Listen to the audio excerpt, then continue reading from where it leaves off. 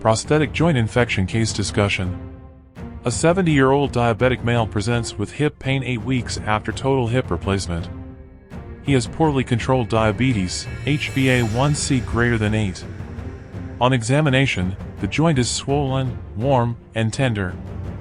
Laboratory findings show elevated CRP, ESR, and WBC count. Radiographs show early signs of loosening.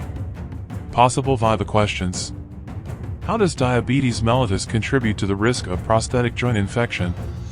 The answer is, poorly controlled diabetes leads to immune dysfunction, impaired wound healing, and increased susceptibility to infections. High blood glucose levels impair neutrophil function and reduce the ability to fight off infections, increasing the risk of PJI. What is the role of CRP and ESR in the diagnosis? The answer is, CRP and ESR are inflammatory markers that are often elevated in PJI, helping to support the diagnosis when combined with clinical findings. Both markers are nonspecific but are commonly used to track the inflammation associated with infection. What surgical approach would you recommend in this case?